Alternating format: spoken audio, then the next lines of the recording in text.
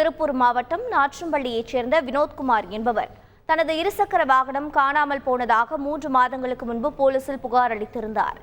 இந்நிலையில் வினோத்குமாரின் இருசக்கர வாகனத்தை அவரது வீட்டின் அருகிலேயே இருவர் வாட்டர் சர்வீஸ் செய்ய கொண்டு வந்தது தெரியவந்தது. வினோத்குமார் தனது இருசக்கர வாகனத்தை கேட்ட நிலையில் அப்பகுதி மக்கள் இருவரையும் தாக்கி மருத்துவமனையில் சேர்த்தனர்.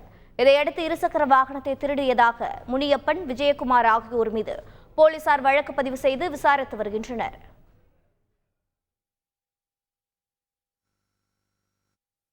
கோவையில் மத்திய அரசு வேலை வாங்கி தருவதாக கூறி 2 கோடி ரூபாய் பணம் வசூலித்து ஏமாற்றியதாக 2 பெண்கள் மீது 18 பேர் போலீசில் புகார் அளித்தனர். சென்னையில் வேலைவாய்ப்பு பயிற்சி மையம் நடத்தி வந்த இந்திரா காந்தி, கவிப்பிரியா ஆகிய 2 பெண்களையும் போலீசார் கைது செய்தனர். மேலும் மோசடியுடன் தொடர்புடைய ரஞ்சனி மற்றும் சிவமலர் ஆகிய 2 பெண்கள் தலைமறைவான நிலையில் போலீசார் தேடி வருகின்றனர்.